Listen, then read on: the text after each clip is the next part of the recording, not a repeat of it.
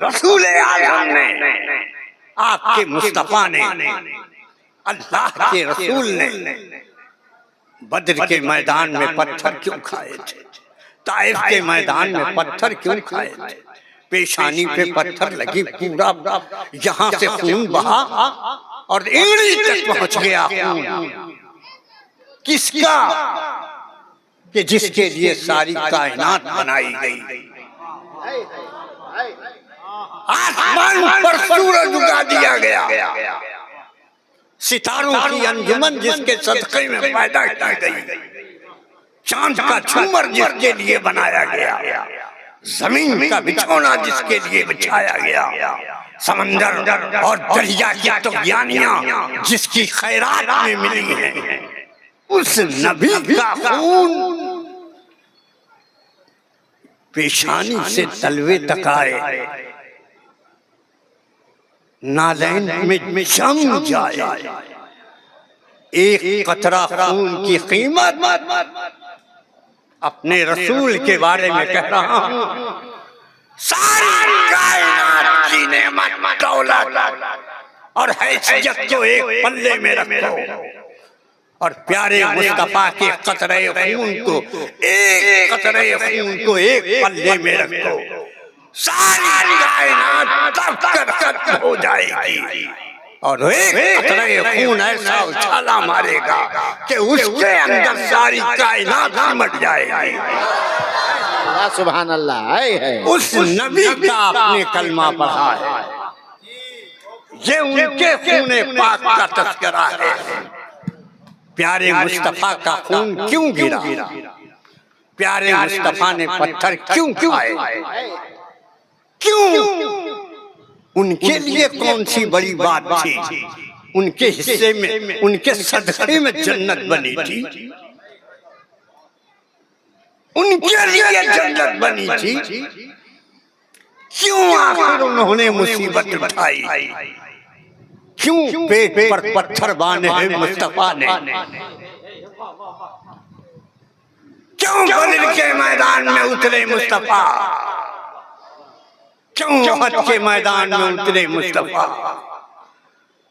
کیوں اپنا پورا کنبہ کرب و بلا کی دھرتی پر حسین کی صورت میں لٹا دیا؟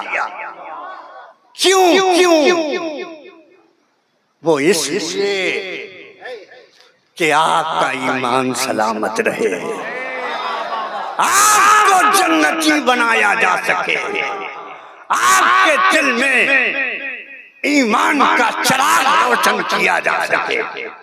وہ آپ کے لیے، آپ کے لیے، صرف آپ کے لیے۔ اور آپ اپنے مصطفیٰ کو یوں ہی بھولے ہوئے ہیں۔ کبھی سیرت کی کتاب اٹھا کر پڑھنے کی کوشش کی؟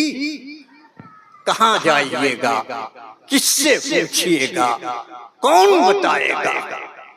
یہ جلسہ ہے، یہ جلسہ آپ کے رسول سے آپ کو جوڑنے کے لیے ہے کہ میرے مصطفیٰ کیسے مسکراتے تھے کہ عبادت بنتی تھی، میرے مصطفیٰ کی طرز زندگی کیا تھی۔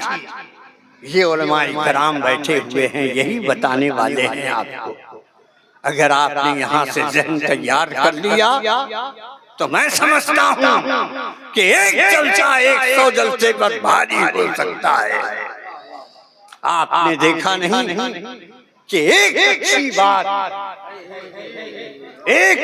بات اگر انسان کے کلیجے میں اتر جائے تو ایک اچھی بات کی حیثیت یہ ہوگی کہ جیسے نرم مٹی میں ایک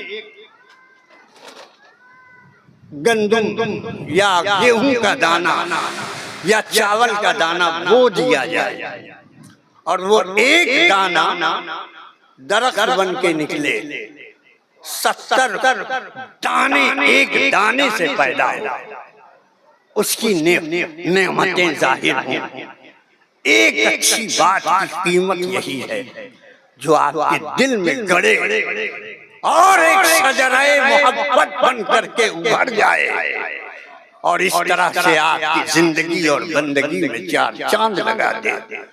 ہم یہ جلسہ اپنے مصطفیٰ کے نام کرتے ہیں کہ آئے وہ جب کے دونوں جہاں کی بہار آج جھوم کے سنو ذرا محبت سے، ایسے نہیں، اس تصور میں کہ میرے ماں باپ کا، میرے خاندان کا ایک بار ہم سبحان اللہ کہیں گے تو 70 گناہ معاف ہوں گے، 70 درجہ بلند ہوگا اور 70 نیکیاں ملیں گی ہم کو بھی اور ہمارے ماں باپ کو بھی۔ اس حیثیت سے یہاں سے وہاں تک، وہاں سے وہاں تک جتنے لوگ ہیں سب ایک بار پکاریے سبحان اللہ، ماشاء اللہ۔ پیچھے والے ساتھ دیجئے، میدان محشر میں کوئی کسی کا ساتھ نہیں دے گا، یہ پیارے مصطفیٰ کا دامن ہوگا جو ساتھ دے گا، تو کم سے کم اس دامن کے سائے میں آنے کی کوشش کیجئے، جھوم کے پکاریے سبحان اللہ، الحمدللہ، نعرہ تکبیر، نعرہ رسالت۔ اب میرا کام ہو گیا، میں نے تمہید اس لیے باندھ دی کہ جلسے کو جلسے کی طرح سمجھیے، کھیل تماشا مت سمجھیے، یہ نوٹنکی نہیں ہے، یہ ڈرامے کی محفل نہیں ہے، یہ عام محفل نہیں ہے، یہ وہ محفل ہے جہاں آسمان سے فرشتے نازل ہوتے ہیں اور آپ کا نام لکھ کر کے اللہ کی بارگاہ میں جاتے ہیں، اور پھر پروردگار کی رحمت پکارتی ہے کہ اے فرشتوں تم کہاں گئے تھے؟ تو فرشتے عرض کرتے ہیں مالک و مولا تیرا اور تیرے محبوب کی محفل میں بیٹھا تھا، وہاں تیرے بندے موجود تھے، تجھے رحمان کہہ رہے تھے، تجھے رحیم کہہ رہے تھے، تجھے ستار کہہ رہے تھے، تجھے غفار کہہ رہے تھے، اپنی بخشش کی دعا کر رہے تھے، تیری جنت کی طلب کر رہے تھے، تیرے جہنم سے پناہ مانگ رہے تھے۔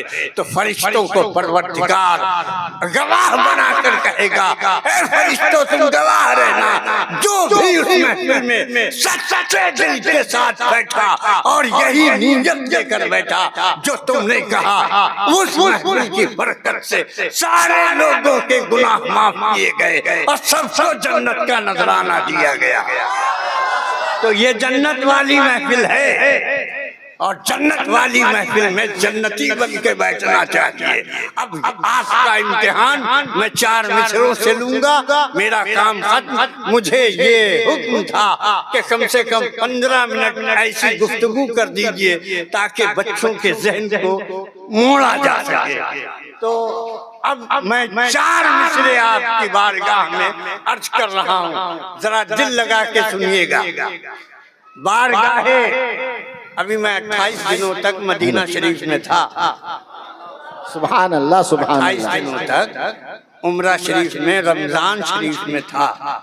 جیسے سرکار کے روضے پر پہنچا تو میری زبان سے یہی ادا ہوا جو میں نے 20 سال پہلے لکھا تھا۔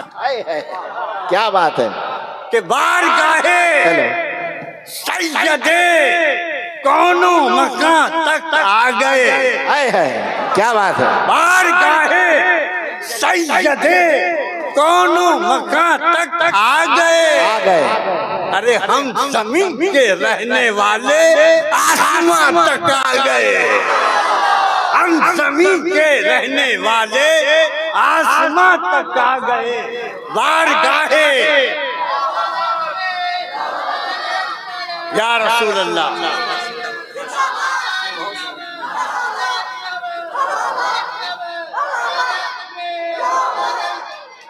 ماشاءاللہ یہ آدمی بڑا کمزور معلوم ہوا، یہ تو مجھ سے زیادہ کمزور ہے۔ اللہ تعالیٰ مجھ سے زیادہ صحت مند آپ کو کرے، اور اس نعرے کے صدقے میں آپ کے پورے خاندان کی بخشش فرمائے، اس لیے کہ یہ نعرہ صرف نعرہ نہیں ہے، اللہ سلامت، یہ نعرہ صرف نعرہ نہیں ہے، یہ نعرہ کلمہ ہے۔ عبداللہ کبھی یہ سنے ہو کہ لا الہ الا اللہ محمد الرسول اللہ، یہ کون کلمہ ہے؟ پہلا کلمہ، جو نہیں پڑھے گا مسلمانے نہیں، ہاں بنیادیں ختم، جو پڑھے گا وہی جائے گا جنت میں۔ لا الہ، زور سے پڑھو، لا الہ محمد، یہ پہلا کلمہ ہے۔ اب اس کو ہمارے بزرگوں نے اپنے چھوٹے چھوٹے بچوں کو سمجھانے کے لیے، ایک ہے لا الہ، یہ توحید ہے، محمد رسول اللہ یہ رسالت ہے، توحید رسالت، سمجھے؟ اب اس کو ہمارے بزرگوں نے کہہ دیا کیا؟ نعرہ تکبیر اللہ اکبر لا الہ الا اللہ، نعرہ رسالت یا رسول اللہ محمد رسول اللہ۔ تو اس سے ہم نے اپنے بچوں کے ذہن میں نعرے کے ذریعے سے کلمہ اتار دیا۔ یہ تھے مجاہد ملت، یہ تھے مفتی اعظم، یہ تھے سرکار حافظ ملت، یہ تھے سرکار اعلیٰ حضرت، جو اس ترتیب کے ساتھ ہمارے ذہن و فکر کی تربیت فرمائی۔ اب ذرا چھوم کے پکارنا کہ بارگاہ سید کونوں مکہ تک آ گئے، ہم زمین پہ رہنے والے آسمان تک آ گئے۔ ادھر والے تو داد دے رہے ہیں، ادھر والے سے سوچ رہے ہیں۔ اگر یہ اچھا داد دیں تو آپ بھی دیجئے، ورنہ آپ سو جائیے۔ ہاں، اسٹیج کی زندگی اسٹیج کی زندگی ہے۔ جو گونگا ایسے کر کے بیٹھنا چاہتا ہے وہ جا کے وہاں بیٹھے، بلا وجہ جلسے میں اور اسٹیج پہ بیٹھ کے کوڑوں مت۔ یہاں بیٹھنے کا مطلب ہے کہ جلسے کو کامیاب کرو۔ یہ 5 انگلی ہے نا بھائی، تو 5 لوگ ہیں، سمجھ لیجئے یوں مل کر کے ہمارے جلسے کو کامیاب کرتے ہیں۔ ماشاءاللہ، یہ ہے مصطفیٰ کی محبت۔